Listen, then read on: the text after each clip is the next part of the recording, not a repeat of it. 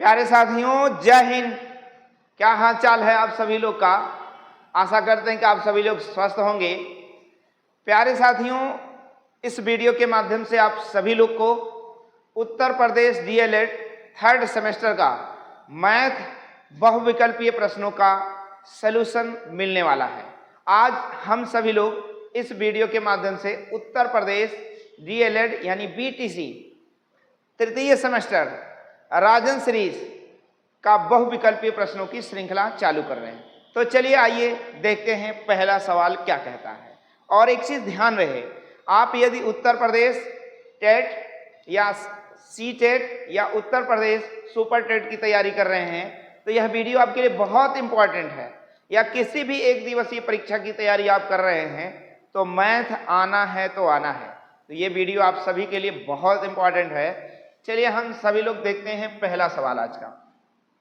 कहता है पहला सवाल, x की 3 घात plus 2x square plus 5x plus 10 का गुणनखंड है। इसका गुणनखंड करना है, यानी 4 ऑप्शन में से आपको वहां लिखना है कि कौन सा उत्तर सही है।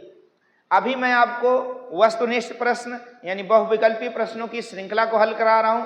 इसके बाद अति लघु उत्तरीय प्रश्नों की श्रृंखला को हल कराऊंगा। इसके बाद लघु उत्तरीय प्रश्नों की श्रृंखला हल करा के आपको वीडियो के माध्यम से प्रोवाइड करा दिया जाएगा। यहां पर कह रहा था कि बताइए इसका गुणनखंड क्या होगा। तो आप यहीं पर आप देखेंगे कि 4 ऑप्शन है। मैं इस सवाल को लेता हूं।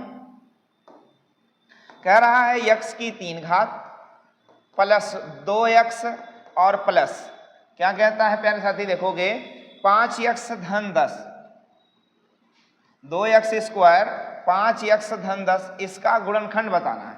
तो आप देखेंगे यहां पर दो दो पदों को एक साथ ले लें और इसमें से x की 2 घात कॉमन ले लें। यहां बचेगा x और यहां जब x की 2 घात कॉमन लेंगे तो आपको बच जाएगा 2। यहां पर आप 5 कॉमन ले लीजिए। यहां से 5 कॉमन हुआ, x बचा, और यहां से 5 कॉमन हुआ, 2 बच गया। अब देखेंगे आपके पास 2 पद आ गया। इन 2 पदों में कुछ कॉमन है, यानी x प्लस 2 कॉमन है और जो बचा है वो दूसरे पद में दूसरे ब्रैकेट में लिख दिया जाएगा। अब आपके सामने आ गया x स्क्वायर प्लस 5 और x प्लस 2। यही आपका सवाल का उत्तर होगा कि यानी इसका फैक्टर यही है। अब आप ऑप्शन देखोगे, ऑप्शन नंबर आप देखोगे कि ऑप्शन नंबर दूसरा है x की घात 2 प्लस 5 इन ब्रैकेट x प्लस 2 सवाल का उत्तर होगा। इसे जिस प्रकार से मैंने हल किया है उस प्रकार से आप भी हल करोगे और सवाल का उत्तर लिख कर आओगे और ऑप्शन भी लिख कर आओगे, तब जाके आपको पूरा नंबर मिलने वाला। चलिए अगले सवाल को हम सभी लोग देखते हैं। कहता क्या है, ध्यान दीजिएगा। कहता है log a 3x की घात x प्लस 3 की घात x प्लस 2 log a और 243 दिया। तो आप log a को दोनों को काट सकते हैं इस सवाल में। अब ध्यान दीजिएगा, 3 की घात x प्लस 2 और 243 बचा है आप, और कह रहा है x का मान ज्ञात कीजिए। तो आप देख पा रहे होंगे कि 3 की घात x प्लस कितना आया है 2 और बराबर 243 और 343 आया होगा। 3 की घात 343 आप देख लीजिए, कह रहा है 243। ध्यान दीजिएगा, चलिए 243 है, 243 और कह रहा है x का मान ज्ञात कीजिए। तो देखिए ये 243 को आप 3 के घात के रूप में लिख सकते हैं, जबकि 3 की घात 5 होता है। देखो 3 गुणे 3 गुणे 3 गुणे 3 गुणे 3, 3 त्रिका 9, त्रिक 27, 3 81, 3 243, यानी 3 की घात 5 है और यहाँ 3 की घात x प्लस 2 है। आधार समान होने पर घातें बराबर हो जाती हैं। x प्लस 2 बराबर 5, तो x बराबर क्या आ जाएगा, 2 जाके घट जाएगा और x का मान आ जाएगा 3। और इसी प्रकार से आप सवालों को हल कर सकते हैं। यानी x का मान क्या आ जाएगा बाबू, x का मान आ जाएगा 3 और आपको ऑप्शन में लिख कर आना सवाल का उत्तर 3। कह रहा है एक कमरे के फर्श का क्षेत्रफल 48 वर्ग मीटर है। यदि उसकी ऊंचाई 5 मीटर है तो कमरे का आयतन ज्ञात कीजिए। ध्यान दीजिए, कमरे के फर्श का क्षेत्रफल दिया है। अब देखो कमरा होता है तो कमरे का फर्श का जो क्षेत्रफल होता है वो लंबाई गुणे चौड़ाई में होता है, और उस कमरे का आयतन अगर आपको ज्ञात करना है तो मैं आपको सूत्र बता देता हूं। कमरे का आयतन कमरे का आयतन का सूत्र आप याद कर सकते हो, कमरे का आयतन बराबर फर्श का क्षेत्रफल, फर्श का क्षेत्रफल और गुणे में ऊंचाई, गुणे में क्या बाबू, ऊंचाई, यही कमरे का आयतन हो जाएगा। अब फर्श का क्षेत्रफल आपको कितना दिया है 48 और ऊंचाई कितनी दी है 5। अब लगा लो 5 बटे 40 के शून्य और 5 चौक 20, 5 चौक 20 और 4 24, 240 क्या दिया है मीटर दिया है, तो मीटर क्यूब हो जाएगा सवाल का 240 मीटर क्यूब। ये देखो 200 आयतन है ना, तो यहां देखो घन मीटर लगना चाहिए, इसने क्या लगाया, इसने लगाया सेंटीमीटर, यह मीटर स्क्वायर लगाया और हमें लगाना है घन मीटर। यूनिट को भी मत भूलना है, यूनिट बिल्कुल नहीं भूलना है, मीटर क्यूब लगता है आयतन में और क्षेत्रफल में मीटर स्क्वायर लगता है, भूलने की जरूरत नहीं। तो 240 मीटर क्यूब सवाल का उत्तर हो जाएगा कि उस कमरे का आयतन क्या होगा। अगला सवाल आप देखेंगे, अगला सवाल आपके सामने कहता है कि बताइए 2 बटे में √6 इसका मान ज्ञात करना, 2/5 √6 में इसका घातांकी रूप ज्ञात करना है।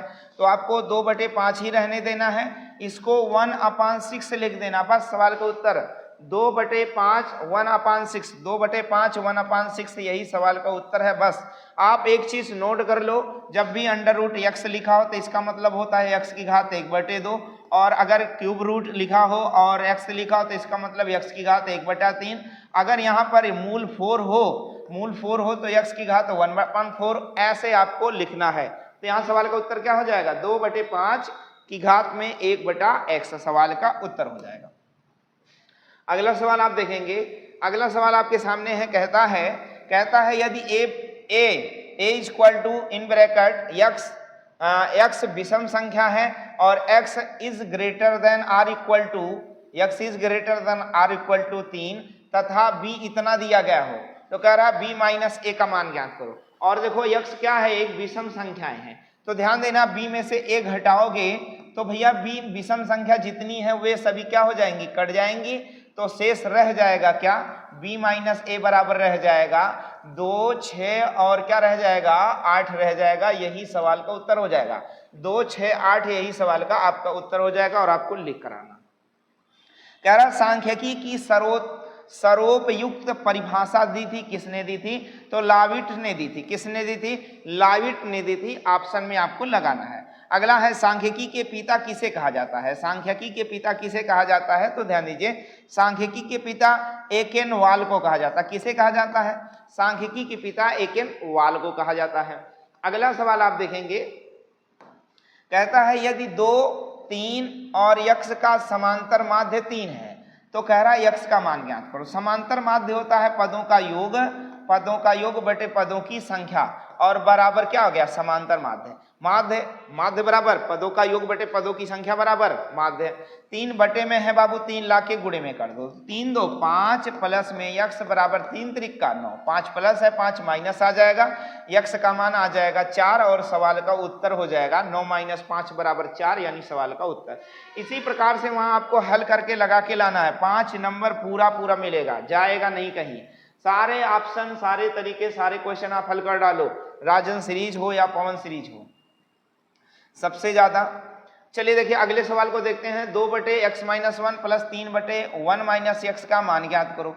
इसका मान ज्ञात करना है तो ध्यान दीजिए, करना क्या है आपको, बस एक काम कर लेना है, थोड़ा सा आपको इधर उधर कर लेना। जैसे 2 बटा दिया है x-1 दिया है और यहां पर आप क्या करो, माइनस कॉमन ले लो, माइनस बाहर कर लोगे तो 3 बटे में क्या आ जाएगा x-1 आ जाएगा। आ गया कि नहीं आ गया, बस माइनस, इसका माइनस बाहर कर लो। देखो माइनस कैसे बाहर हो गया, 1 - x है कि नहीं है, इसमें से माइनस अब बाहर लोगे तो माइनस हो जाएगा और x प्लस हो जाएगा 1 - अभी इसको जब अंदर करोगे तो -x + 1 हो गया, यानी 1 - x हो जाएगा।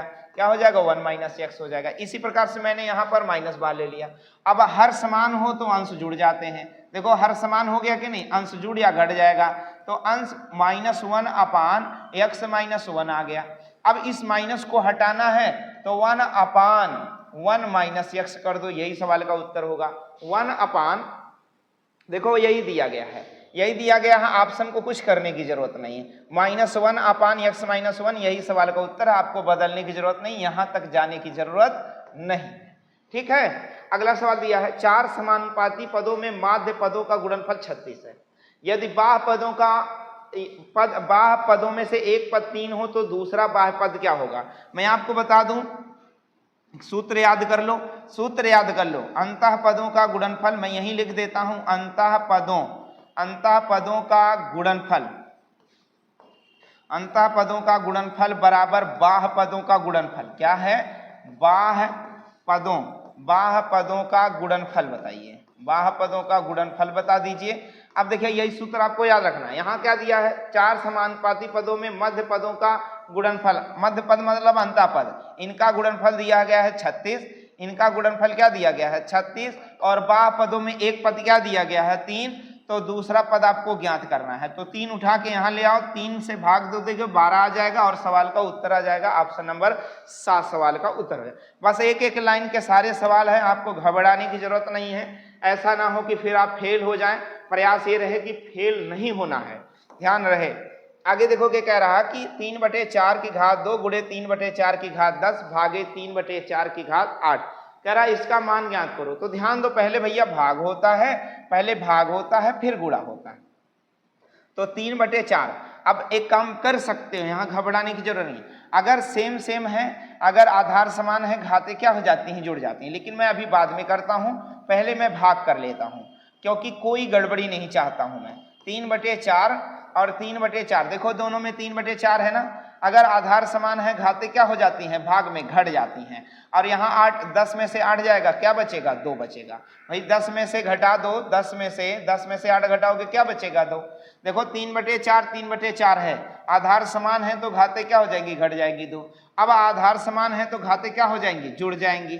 अब आधार समान है तो घातें क्या हो जाएंगी? जुड़ जाएंगी। तो 3/4 की घात में क्या आ जाएगा? 2 2, 4 सवाल का उत्तर। अब 3/4 की घात 2 4, अब 3 की घात 4 करोगे तो भैया 3 गुणे 3 गुणे 3 गुणे 3 करोगे। तो मैं ऐसे कर देता हूं, 3 त्रिका 9 त्रिक 27 यहाँ 81 देख लेना, किसी ऑप्शन में है वही सवाल का उत्तर हो जाएगा। या फिर आप 4 को भी हल कर लो, 4 चौक 16 चौका 64 चौका 256, यानी यही सवाल का उत्तर होगा आपका 4 गुणे 4 गुणे 4 गुणे 4, यही सवाल का उत्तर होगा। आप एक ऑप्शन से भी टिक कर, जब आपके पास ऑप्शन होता है तो आपको सवाल लगाने में बहुत आसानी होती है, ज्यादा मुश्किल नहीं, कि हम आधे सवाल को भी लगाकर उत्तर टिक कर सकते हैं और लिख सकते हैं कि भैया हमारा यही उत्तर है।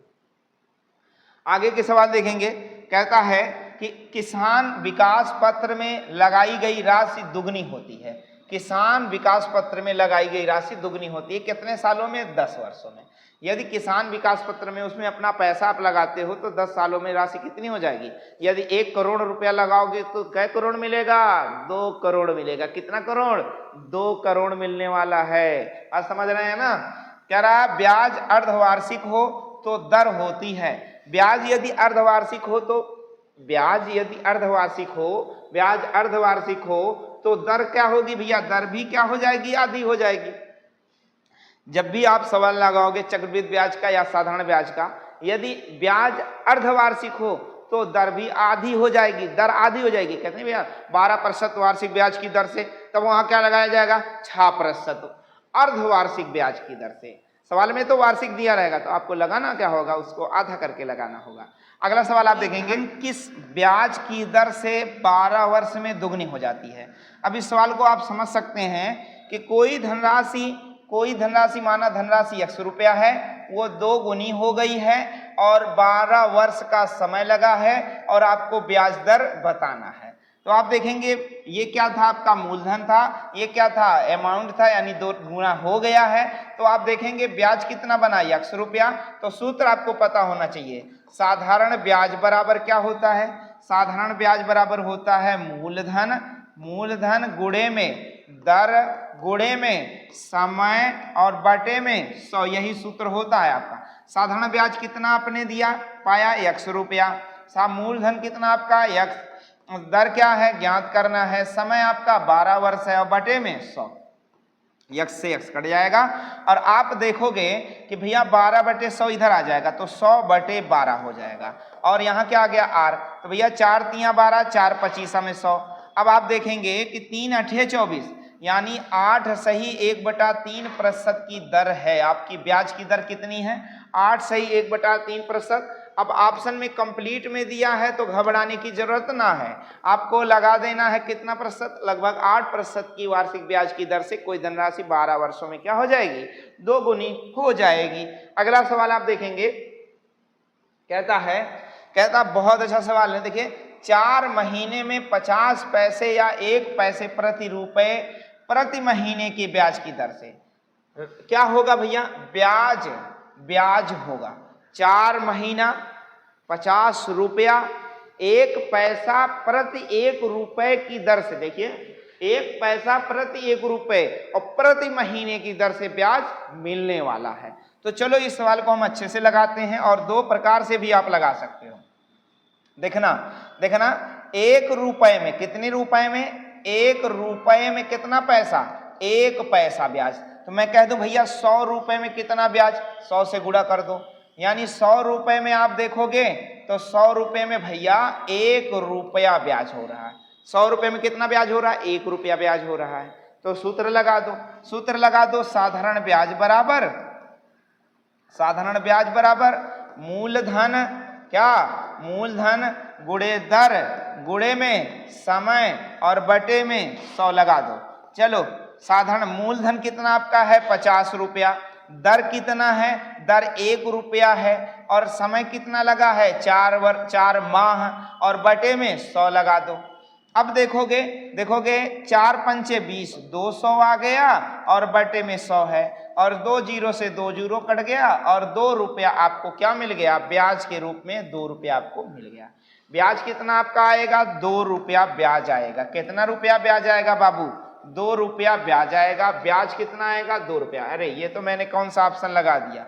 ऑप्शन आपका मैंने उल्टा लगा दिया। 2 रुपया ब्याज यहां पर आपको दिख रहा है। इस सवाल का उत्तर क्या होगा? 2 रुपया ब्याज होगा। क्या बातें समझ में आ गई? अगला सवाल देखोगे, 1000 रुपए का 10% वार्षिक ब्याज की दर से 2 वर्ष का चक्रवृद्धि ब्याज और साधारण ब्याज का अंतर ज्ञात करो। इसके लिए मैं आपको एक सूत्र बता देता हूं कि जब भी 2 वर्ष के चक्रवृद्धि ब्याज और साधारण ब्याज का अंतर पूछे तो आपको क्या लिखना? अंतर। क्या लिखना है? अंतर बराबर, क्या लिखना है भैया? अंतर बराबर मूलधन गुणे में दर बटे में 100 की घात में 2 साल की बात हो रही है और अंतर पूछ रहा है 1000 रुपया है और किस दर से दिया है? आप इसे देख सकते हैं 10% वार्षिक ब्याज की दर से। अरे 10% वार्षिक ब्याज की दर से 2 वर्ष का चक्रवृद्धि ब्याज और साधारण ब्याज का अंतर दिया है तो भैया यहां लगाओगे 10% और बटे में 100 और घात में क्या लगाओगे? 2। 0 से 0 खत्म हो गया और यहाँ क्या आ गया? 1000 और 1/10, 1/10 का वर्ग करोगे तो क्या आएगा? 1/100 और 2 जीरो से 2 जीरो कट जाएगा, आ जाएगा 100 रुपया। यानी सवाल का उत्तर हो जाएगा अंतर बराबर कितना रुपया? अंतर बराबर 10 रुपया। सवाल का उत्तर अंतर बराबर 10 रुपया, सवाल का उत्तर। Question number 16। अगला सवाल आप देखेंगे कि 100 रुपए का 10% प्रति वर्ष की दर से 1 वर्ष का चक्रवृद्धि ब्याज ज्ञात कीजिए। तो मैं आपको एक चीज बता देना चाहता हूं कि चाहे 1 साल का चक्रवृद्धि ब्याज हो चाहे 1 साल का साधारण ब्याज हो, राशि उतना ही रुपया ब्याज के रूप में मिलेगी। तब 10% ब्याज दर है 1 वर्ष का चक्रवृद्धि ब्याज, तो 10 रुपया ही मिलेगा सवाल का उत्तर। चाहे साधारण ब्याज ज्ञात करो चाहे चक्रवृद्धि ब्याज ज्ञात करोगे, सवाल का उत्तर कितना आएगा? 10 रुपया ही आएगा, उससे ज्यादा नहीं आने वाला। अगला सवाल आपका है,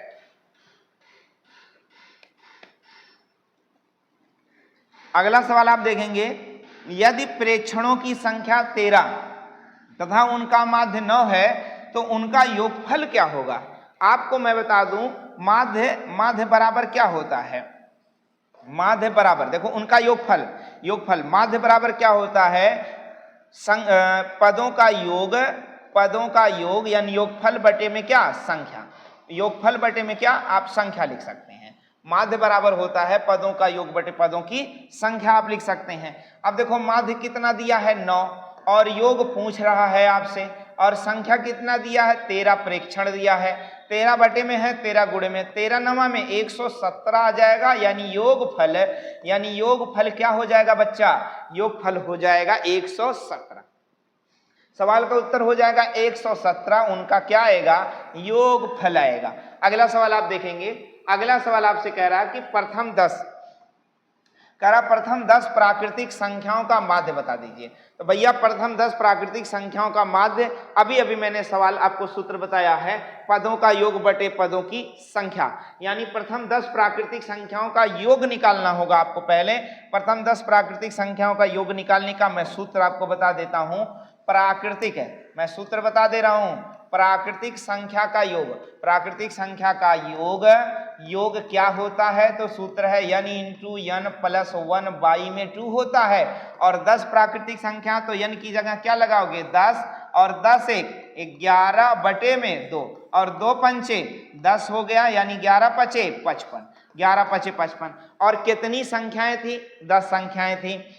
तो ये क्या आया है, केवल और केवल योग आया है। और आपको माध्य ज्ञात करना है, तो माध्य क्या होगा भैया, माध्य आपको माध्य ज्ञात करना है, तो योग बटे में क्या करना है, माध्य ज्ञात करना है, तो योग बटे संख्या। योग कितना आया 55, और संख्याएं कितनी थी 10, 10 से भाग करोगे तो सवाल का उत्तर आएगा 5.5, सवाल का उत्तर आएगा 5.5 सवाल का उत्तर आएगा। क्या आएगा, 5.5 सवाल का उत्तर आ जाएगा। क्या बातें आपको समझ में आई। अगला सवाल आप देखोगे, कह रहा है यदि किसी बंटन का परास 50 है व वर्ग अंतराल 10 है तो वर्गों की संख्या कितनी होगी।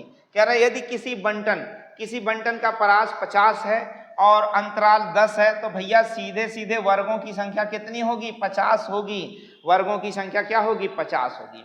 अगला देखो कि सवाल कह रहा है 2.7, 2.7, 2.8 ऐसे संख्याएं दी गई हैं और इनका परिसर पूछा है। और मैं आपको बताना चाहूं परिसर बराबर होता है क्या, देखो परिसर बराबर होता है भैया, यानी इसे हम अंग्रेजी में रेंज कहते हैं। परिसर बराबर होता है बड़ी संख्या, वो भी सबसे बड़ी संख्या माइनस छोटी संख्या। देखो छोटी संख्या, सबसे बड़ी संख्या माइनस सबसे छोटी संख्या बराबर यही होता है परिसर या रेंज। तो इसमें देखो कि सबसे बड़ी संख्या कौन सी आपको दिख रही है, 2.8, देखो 3.2 मिल गया, 3.2 सबसे बड़ी संख्या दिख रही है आपको, 3.2 सबसे बड़ी संख्या दिख रही है, और उससे छोटी सबसे छोटी संख्या 2.1 दिख रहा। क्या दिख रहा, 2.1 दिख रहा। सबसे बड़ी संख्या 3.2 दिख रही है और सबसे छोटी संख्या 2.1 दिख रही है। क्या और भी आपको कहीं कुछ दिख रहा है, ऐसा कुछ नहीं है। तो बस 2 में से 1 गया 1 और 3 में से 2 गया 1, यानी 1.1 इनका क्या होता है, रेंज यानी परिसर होता है। अगला सवाल आप देखेंगे, अगला सवाल आपके सामने दिया गया है कि एक कमरे के फर्श का क्षेत्रफल 48 मीटर स्क्वायर है तथा उसकी ऊंचाई 5 मीटर है, तो कमरे का आयतन ज्ञात कीजिए। देखिए वही सवाल फिर से घूम कर आ गया है। तो इस कमरे का आयतन क्या होगा, यहाँ देखो ऑप्शन एकदम करेक्ट दिया। मैंने आपसे बोला ना कि मीटर है तो मीटर और सेंटीमीटर है तो सेंटीमीटर, आयतन है तो घन मीटर, और अगर क्षेत्रफल होता तो वर्ग मीटर। तो इस सवाल का उत्तर होगा 240 मीटर क्यूब। देखो भाई राजन सीरीज हो या कोई भी सीरीज हो या कोई भी किताब हो, गलती अपने आप से नहीं होती है, टाइपिस्ट की गलती हो जाती है, या भाई इतना सारा लिखना होता है तो उसमें थोड़ा बहुत मिस्टेक हो जाता है। इसे हम आप सभी को समझना है, पढ़ना और समझकर पढ़ना और पढ़ाना है। तो ध्यान रहे, गलतियां किताबों से भी हो सकती हैं, हमसे भी गलतियां हो सकती हैं। अगर माना कि कोई प्रश्न मैंने गलत आपको बता दिया है तो उस पर कोई विवाद नहीं, आप उसे कमेंट बॉक्स में जरूर सेंड कर सकते हैं कि सर ये आपने क्वेश्चन गलत बता दिया, उसे मैं सुधार करके पुनः फिर से बताने का प्रयास करूंगा। क्योंकि कोई कंप्यूटर नहीं होता, कोई भी व्यक्ति कंप्यूटर नहीं होता। और एक चीज और समझ लेना, जीवन में कभी कोई व्यक्ति परिपूर्ण नहीं होता है, इसलिए ध्यान रहे। अब देखो मानवीय गलती है, छोटी छोटी भूल है, छोटी छोटी गलती है, तो घबराने की जरूरत नहीं है। अभी इस सवाल को जब हम लोगों ने लगाया था तो क्या आया था भाई, कमरे का आयतन क्या होता है, फर्श का क्षेत्रफल गुणे ऊंचाई, और वैसे भी कमरे का आयतन लंबाई गुणे चौड़ाई गुणे ऊंचाई होता है। तो सीधे सवाल का उत्तर हो गया 240 घन मीटर। अगला, एक बेलनाकार बर्तन की त्रिज्या r है, ऊंचाई 5 आर है, तो उसका वक्र पृष्ठ क्या होगा। ध्यान देना, बेलनाकार बर्तन है। मैं आपको बताना चाहूं कि बेलनाकार बर्तन है और बेलन आपको दिखाई दिया होगा। बेलन भैया, बेलन घर में देखे कि नहीं देखे हैं, या ड्रम देखे हैं, ड्रम डग जिसमें मिठाई भर के आता है शादी विवाह में, डग बड़ा बड़ा, वो बेलन के आकार का होता है। या घर में रोटी बेलने वाला बेलना देखे हैं, वो बेलन के आकार का है। ये बेलन दिया है, इसकी त्रिज्या दिया है, इसकी त्रिज्या क्या दिया है आर, और इसकी ऊंचाई क्या दिया है 5 आर दिया है। यही तो दिया है आपको। देखो कह रहा एक लंबवृत्तीय बेलना, एक लंबवृत्तीय बेलन बर्तन है, बर्तन की त्रिज्या आर व ऊंचाई 5 आर है, तो उसका वक्र पृष्ठ क्या होगा। तो मैं आपको बताना चाहूं कि जब वक्र पृष्ठ हमें ज्ञात करना होता है तो इस बेलन का वक्र पृष्ठ होता है 2 पाई आर एच होता है। बेलनाकार बर्तन का वक्र पृष्ठ क्या होता है 2 पाई आर एच। ये होता है सरफेस एरिया। मैं आपको अच्छे से सारा सूत्र बता देता हूं। सरफेस एरिया बराबर होता है 2 पाई आर एच होता है, और इसका वॉल्यूम होता है पाई आर स्क्वायर एच होता है, और इसका टोटल सरफेस एरिया टी ऐसे total surface area 2 pi r h plus r होता है। लेकिन हमें प्रयोग क्या करना है 2 पाई आर एच करना है। तो देखो 2 पाई आर और एच।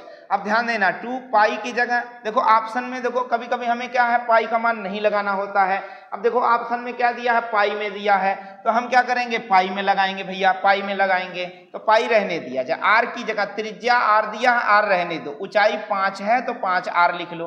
अब देखो 5 दूनी 10 और यहां लगा दो पाई, और यहां क्या हो जाएगा आर स्क्वायर, यानी उस बेलनाकार भाग की त्रिज्या है 10 पाई आर स्क्वायर। देख लो कहां पर है 10 पाई आर स्क्वायर है कि नहीं। आपने ड्रम देखा होगा ना, जो बारात रात में शादी विवाह में वापसी में आता है भैया, डग्गा में भर के मिठाई पूरा गुलाब जामुन सीढ़ा भर भर के आता है, वही बड़ा वाला ड्रम। बात समझ रहे ना, ख्याल आया कि नहीं आया। हाँ वही सारी चीजें भैया। एक बेलनाकार बर्तन की त्रिज्या वाला सवाल समझ में आ गया। अगला देखिए, एक लंबवृत्तीय बेलन के आधार का क्षेत्रफल इतना दिया है और उसका आधार का व्यास बता दो। आधार का क्षेत्रफल आप बेलन में जब देखोगे, आप जब भी बेलन में देखोगे तो बेलन में जो आधार होता है वो कैसा होता है वृत्त के आकार का होता है। ये जो आधार होता है बेलन का आधार कैसा होता है वृत्त के आधार आकार का होता है, वृत्ताकार होता है। अब बेलन का आधार वृत्ताकार होता है तो देखिए कह रहा है आधार का क्षेत्रफल, तो वृत्त का क्षेत्रफल होता है पाई आर स्क्वायर। बात समझ रहे हैं, यानी इसका क्षेत्रफल हो जाएगा पाई आर स्क्वायर, और यही क्या दिया है 9 पाई दिया है। तो मैं बताना चाहूं कि पाई से पाई कट जाएगा, वर्ग से वर्गमूल हो जाएगा, आर का मान क्या आ जाएगा 3 आ जाएगा। जब आर का मान 3 आ गया तो इसने क्या पूछा आधार का व्यास बताओ। आर मतलब त्रिज्या, व्यास मतलब उसका दुगुना, यानी 3 दूनी 6 सेंटीमीटर सवाल का उत्तर। यानी उस लंबवृत्तीय बेलनाकार बर्तन की त्रिज्या क्या हो जाएगी, वो व्यास क्या हो जाएगा 6 सेंटीमीटर हो जाएगा। अगला सवाल आप देखेंगे, कह रहा एक घन का पृष्ठ 24 सेंटीमीटर स्क्वायर, तो घन का आयतन ज्ञात करो। अब मैं आपको घन के बारे में बताना चाहूं, घन के तरफ लेके चलता हूं। देखो घनाकार बॉक्स है, आप गिफ्ट उफ्ट पाए कि नहीं पाए। गिफ्ट आपने देखा ना, गिफ्ट जो पैक होता है या क्यूब होता है, ये सारा चीज घनाकार होता है। इसका पृष्ठीय क्षेत्रफल होता है, और इसका पृष्ठीय क्षेत्रफल का सूत्र मैं आपको बताना चाहूं कि इसका पृष्ठीय क्षेत्रफल का सूत्र होता है भैया 6a स्क्वायर होता है। घनाकार पृष्ठ है, इसका पृष्ठीय क्षेत्रफल 6a स्क्वायर होता है। यह सूत्र किसका है, पृष्ठीय क्षेत्रफल का सूत्र है। और इसके आयतन का सूत्र क्या है बता दीजिए। इसके आयतन का सूत्र है, इसका आयतन का सूत्र है भुजा की 3 घात। अब देखो सवाल में क्या कहा है, सवाल में क्या कहा उसको ध्यान दो। सवाल में कह रहा है कि भैया ये आयतन तो ठीक है, हमें आयतन ज्ञात करके बताओ। हमें क्या बताओ, आयतन ज्ञात करके बताओ। ये घनाकार आयतन ज्ञात करके बताओ। पृष्ठीय क्षेत्रफल दिया है, और पृष्ठीय क्षेत्रफल कितना दिया है 24 सेंटीमीटर स्क्वायर दिया है। तो पृष्ठीय क्षेत्रफल 24 दिया है, तो मैं 6a स्क्वायर की जगह क्या लिख दूं 24 लिख दूं। 6 से काट दो, 6 चौके 24, यानी a स्क्वायर बराबर 24। वर्ग का उल्टा वर्गमूल, a का मान क्या आ गया 2। अब देखो भुजा आ गई, यानी जो भुजाएं हैं, ये जो भुजाएं हैं ये सभी भुजाएं 2-2 सेंटीमीटर की है। अब यहाँ 2 की एक की जगह रखोगे 2 की 3 घात, तो 2 दूना 4 दूना 8 घन क्या आ जाएगा 8 घन सेंटीमीटर है तो सेंटीमीटर, और अगर मीटर है तो मीटर है।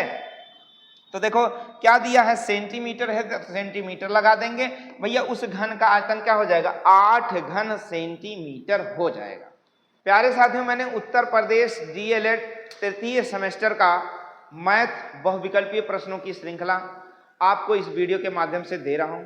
ये सभी प्रश्न बहुत इंपॉर्टेंट है। यदि आपने उत्तर प्रदेश डीएलएड तृतीय सेमेस्टर में प्रवेश लिया है, यह पूरा वीडियो आप अच्छे से तैयार कर डालोगे तो मैथ में फेल नहीं होगे। आशा करते हैं कि यह वीडियो आपको अच्छा लगा होगा, तो लाइक, शेयर और सब्सक्राइब करना बिल्कुल ना भूलें। साथ ही साथ बेल आइकन यानी घंटा जरूर दबा दें ताकि हमारे अगले वीडियो का नोटिफिकेशन आप तक समय से पहुंच जाए। मिलते हैं आपसे हम अगले वीडियो में, तब तक के लिए जय हिंद।